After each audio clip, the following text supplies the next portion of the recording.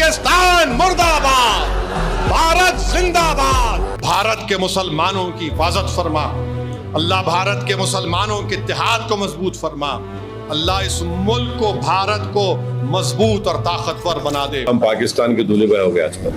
एक वक्त था जब असदुद्दीन ओवैसी सिर्फ हैदराबाद की सीमाओं तक ही सीमित थे, लेकिन अब एआईएमआईएम की गूंज बिहार, बंगाल, महाराष्ट्र और यूपी तक सुनाई देती है। और तो और पाकिस्तान में भी ओवैसी के बयानों की चर्चा हो रही है। तो क्या है इस बदली हुई राजनीति का मकसद? क्या ओवैसी वाकई देश की राजनीति में बड़ा चेहरा बन गए हैं या फिर वजह कुछ और ही है? सलाम नमस्ते दोस्तों, मेरा नाम फरहीन अंसारी है और आप ये वीडियो मेरे official channel Farheen Ansari official पर देख रहे हैं। दोस्तों, ओवैसी वो हैं जो लोकसभा में शपथ उर्दू में लेते हैं, जो जय फिलिस्तीन और अल्लाह अकबर का नारा लगाते हैं, जो भारत को मजीद ताकतवर बनाने की अल्लाह से दुआ करते हैं और पाकिस्तान को शैतान तक कह देते हैं। वैसे तो मोदी सरकार के फैसलों में नुक्ताचीनी कहे जाते हैं ओवैसी। पहलगाम आतंकी हमले से 19 दिन पहले भी उन्होंने वक्त संशोधन विधेयक का विरोध किया था और उसकी कॉपी को संसद में फाड़ दिया था। लेकिन फिर पहलगाम हमले के बाद 24 अप्रैल को सर्वदलीय बैठक होती है, जिसमें सभी विपक्षी दल सरकार के समर्थन में खड़े दिखाई देते हैं। मगर ओवैसी अलग ही तेवर में नजर आते हैं। आतंकवाद का विरोध भी उन्होंने किया, ऑपरेशन सिंदूर का समर्थन भी किया, साथ ही साथ पाकिस्तान को मुंहतोड़ जवाब भी दे दिया।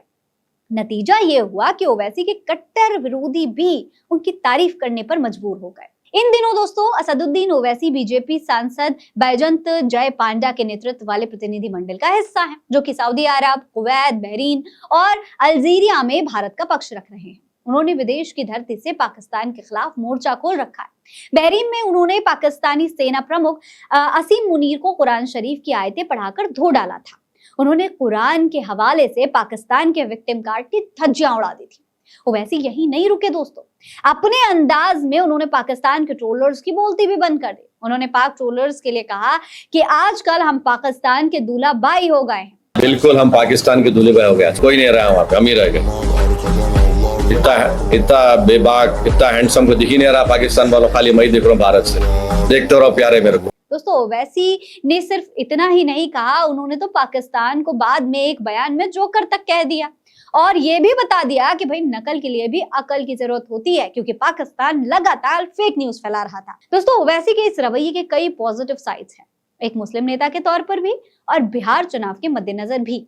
जी हाँ, बिहार चुनाव। दोस्तों, इस बात को जरा ध्यान से समझने की कोशिश करिए। ओवैसी ने जिस तरीके से बेबाकी के साथ पाकिस्तान को लथाड़ा और सरकार के साथ डटकर खड़े रहे, उसने कई लोगों की आंखों से वो पट्टी हटा दी जिसकी वजह से सभी भारतीय मुसलमानों को पाकिस्तान का हिमायती समझा जाता था। ओवैसी ने साबित कर दिया कि इस देश का मुसलमान मरते दम तक अपने देश के साथ ही खड़ा है। सरकार की नीतियों का विरोधी होने में और सरकार विरोधी होने में बहुत बड़ा फर्क है। उनके बयान ने देश में हिंदू मुस्लिम एकता की कांपती हुई लौ एक बार फिर से जला दी। हालांकि वही दूसरी तरफ गौर करने वाली बात यह भी है दोस्तों कि पहलगाम हमले के बाद बिहार के ढाका में रैली में तिरंगा पगड़ी बांधे ओवैसी मंच पर आए और सरकार को पाकिस्तान के खिलाफ कड़ा एक्शन लेने की अपील कर दी। इस बात को हल्के में मत लीजिएगा, क्योंकि इसके पीछे की वजह कोई छोटी मोटी वजह नहीं है। कुछ समय पहले बिहार विधानसभा चुनाव को लेकर असदुद्दीन ओवैसी ने 50 सीटों पर लड़ने का ऐलान कर दिया था। राजनीतिक विश्लेषकों की माने तो ओवैसी हिंदू वोटर्स के दिल में जगह बनाने की कोशिश कर रहे हैं। उन्होंने साफ किया है कि वो भारत के मुसलमान हैं और उन्हें अपने देश से प्यार है। ये उनकी पार्टी की इमेज को सुधारने के साथ ही हिंदू वोटर्स के दिलों में जगह बनाने का भी काम करेगा।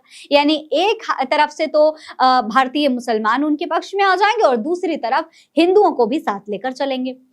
फिलहाल ओवैसी महागठबंधन के साथ नहीं है, लेकिन वो कहते हैं कि भाजपा के साथ उनकी लड़ाई कांग्रेस जैसी ही है। ऐसे में बिहार चुनाव में वो गठबंधन के साथ आकर चुनाव लड़ते हैं तो ये उनके लिए फायदे का सौदा साबित हो सकता है, क्योंकि अगर ओवैसी को वाकई राष्ट्रीय राजनीति में जगह बनानी है तो सिर्फ पहचान की राजनीति से आगे बढ़कर विकास, शिक्षा, स्वास्थ्य और देश हित जैसे मुद्दों पर भी बोलना पड़ेगा, वरना लोग यही कहेंगे कि ये भी बस वोट काटने वाली पार्टी ही है। आपको क्या लगता है? अपनी राय कमेंट बॉक्स में लिखकर हमें जरूर बताएं। जय हिंद, जय भारत।